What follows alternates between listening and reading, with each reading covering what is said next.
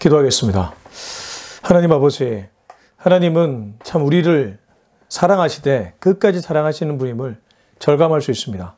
뿐만 아니라 당신이 선택한 사람이 아닌 반개에 있는 인물까지 사랑으로 덮어주시는 분임을 깨닫습니다.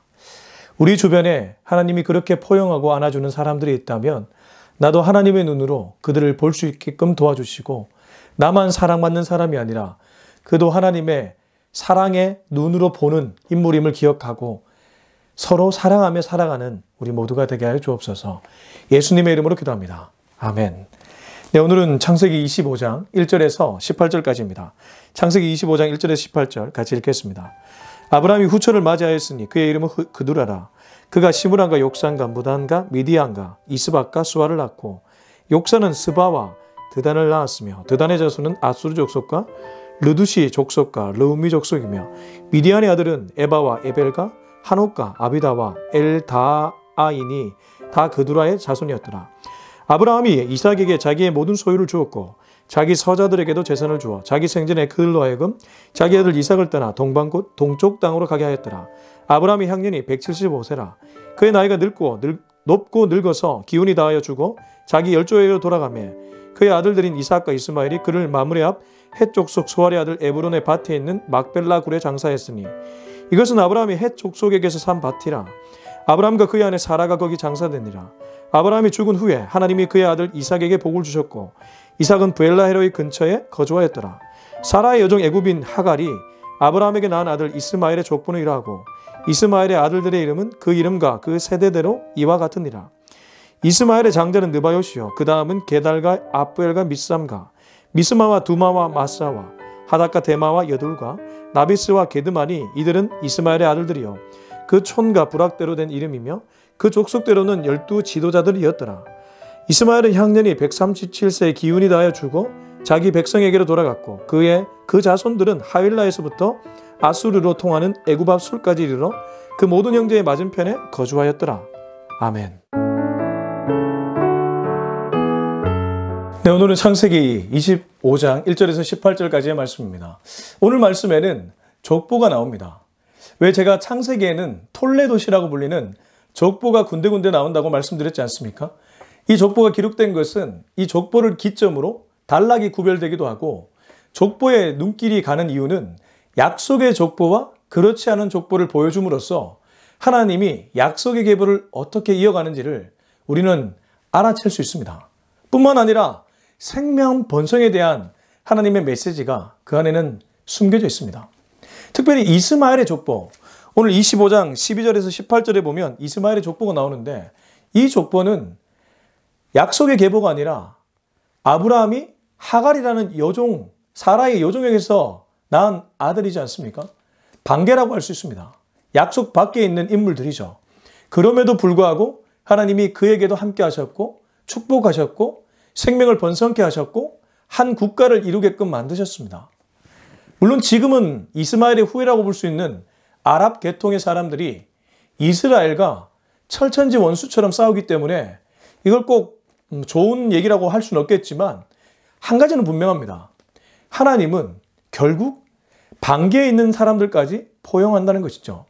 그래서 오늘 25장에 키워드가 될 수 있는 단어가 있다면 두 가지인데 하나는 하나님의 주권이요. 하나는 하나님의 포용입니다. 하나님의 관용과 포용이라고 볼 수 있겠죠. 신약에 오면 이것이 이렇게 발전됩니다. 알곡과 가라지. 하나님은, 예수님은 그걸 그냥 두라고 하시죠. 우리는 가라지를 보면 뽑고 싶은 심리가 발동됩니다. 그렇지 않습니까? 내 마음에 드는 사람이 있고 들지 않는 사람이 있습니다. 내 마음에 들지 않는 사람 좀 내 눈에서 없애버리고 싶은 마음 왜 안 들겠습니까? 굉장히 인간적인 마음입니다. 근데 내 눈에 들지 않는 그 사람을 제거하려고 하다가 내가 제거당할 수도 있고 아니면 내가 좋아하는 사람이 상처받아 떠날 수도 있습니다. 알곡과 가라지를 같이 두라는 예수님의 메시지는 진리입니다. 지금도 마찬가지죠. 근데 그게 구약의 그림이 하나님이 반개의 인물들을 사랑하고 관용하는 것. 우린 이걸 보면서도 인간관계를 어떻게 맺어야 될지를 캐치할 수 있고 배울 수 있습니다. 1절입니다. 아브라함이 후처를 맞이하였으니 그의 이름은 그두라라. 아브라함은 127세 사라가 죽은 나이인데 자신의 아내를 떠나보내고 조금은 외로운 시간을 보냈겠죠. 그러나 독처하는 것을 그 당시에 사람들도 좋아하지 않았고 그러다 보니 그는 후처를 맞이했습니다. 그두라라고 하는데 이 그두라는 첩이 아니라 그야말로 사라의 다음에 얻은 아브라함의 처죠. 아내죠. 근데 이 그두라는 여인이 6명의 아들을 낳습니다. 2절에 보면 그가 시므란, 욕산, 무단, 미디안, 이스박, 수아. 전 이거 읽으면서 좀 놀랐습니다. 왜 그렇습니까? 사라는 90세가 될 때까지 무려 본인이 경수가 끊어지고 폐경에 이르렀을 때까지 아들 낳지 못했습니다. 90세가 되어서야 정말 겨우 아들을 얻었습니다. 그러나 그 아들은 약속의 후손이었습니다. 웃음을 주는 아들이었고 가족에게 웃음을 줄 뿐만 아니라 하나님께 웃음을 주는 이삭이라는 인물이었습니다. 근데 그녀가 죽고 후처로 들어온 이 그두라라는 여인은 참 아브라함이 나이가 그렇게 많았음에도 불구하고 6명의 자녀를 낳습니다. 시므란, 욕산, 무단, 미디안, 이스박, 수아. 자, 이 이름 중에 우리 눈길을 끄는 이름은 미디안이죠. 미디안은 나중에 모세가 미디안 강야에서 그 미디안 족속의 딸하고 결혼도 하기도 하고 또 나중에 미디안과 전쟁을 치르기도 하고 이스라엘 입장에서는 이 미디안이라는 국가 좀 중요한 국가이기도 합니다. 아무튼 그 시작점이 아브라함의 후처 그두라에게서 비롯되었다. 3절 욕사는 스바와 드단을 낳았으며 드단의 자손은 아수르 족속과 르두시 족속과 르우미 족속이며 이 욕산 계보, 드단 계보에 보면 특별히 드단 계보에 아수르 민족이 나옵니다. 아수르가 어떤 나라입니까?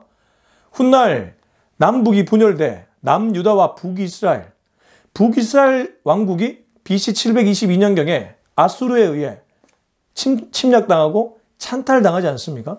그 아수르의 시작조차 아브라함의 계보이셨다는 것.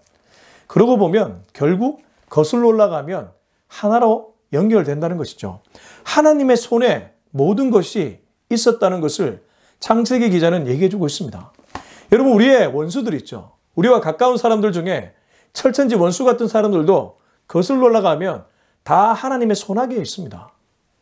나와는 너무 다른 그 사람, 나와는 너무 다른 공동체, 그러나 끝으로 올라가면 하나님의 손아귀에 다 있다는 것이죠. 이 눈을 떠야 될 줄로 믿습니다. 시야가 좁아서 눈앞의 것만 보는 것이 아니라 멀리 보는 훈련을 해야 되는 것이고 무엇보다 하늘을 보는 훈련을 해야 된다는 것이죠. 4절입니다. 미디안의 아들은 에바와 에벨과 하녹과 아비다와 엘다인이 다 그두라의 자손이었더라. 자, 미디안의 이제 아들들을 얘기하는데 에바, 에벨 제국도 나중에 나옵니다.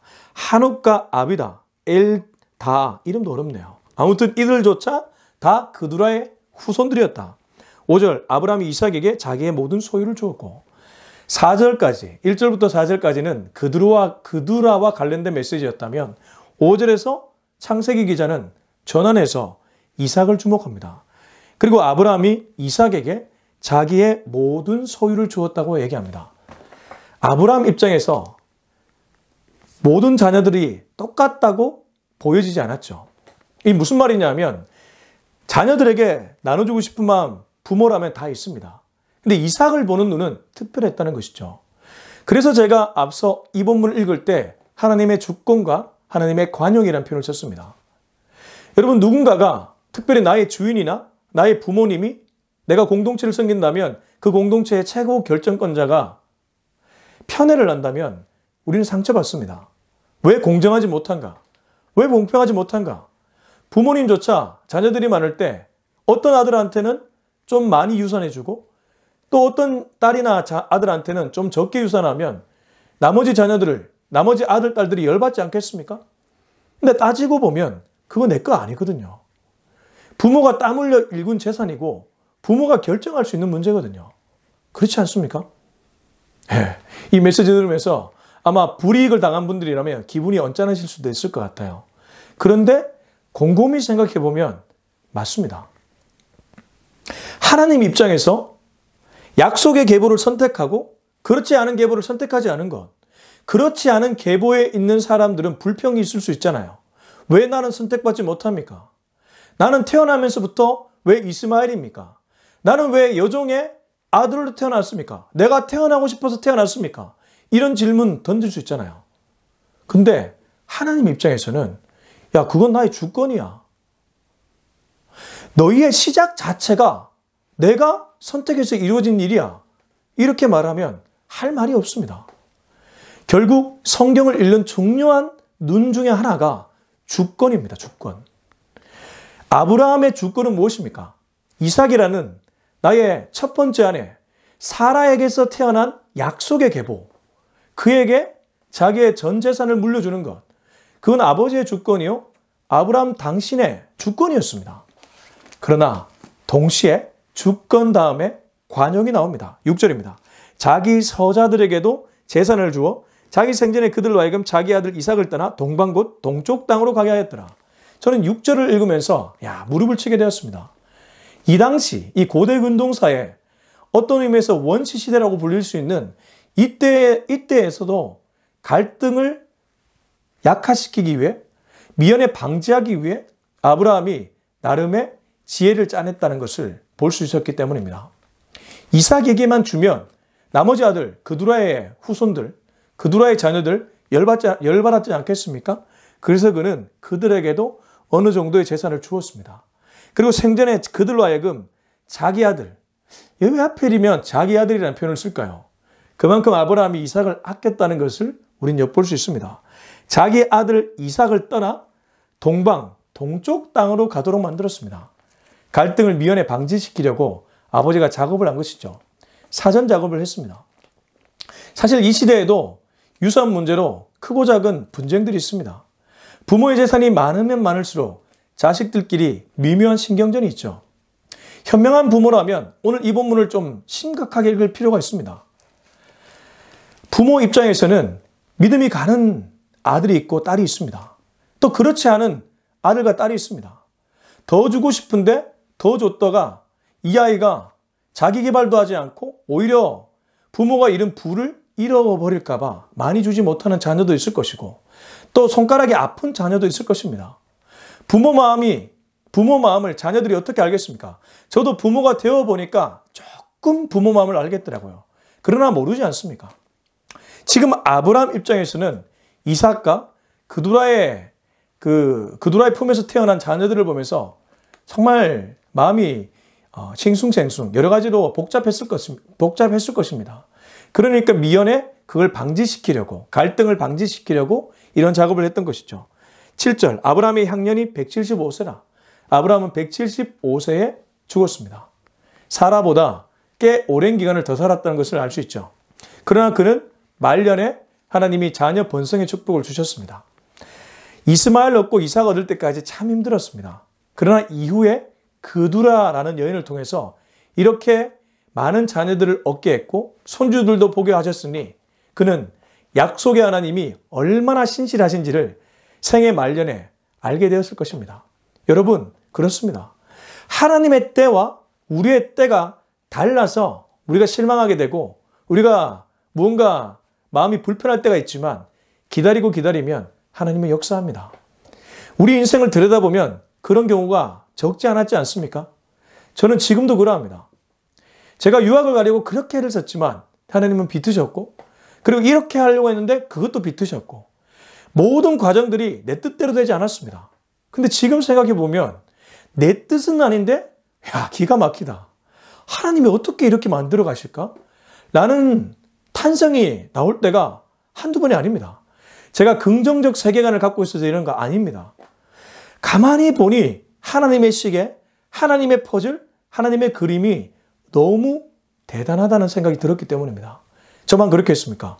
여러분들도 동일할 것입니다. 근데 이것을 가지려면 하늘의 눈으로 이 세상을 볼 수 있어야 될 것입니다. 하나님의 주권 기억하시기 바랍니다.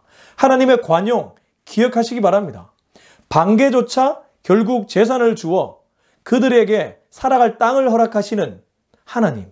아브라함이 결정짓는 것 같지만 배후에서 하나님이 역사하신 것이죠.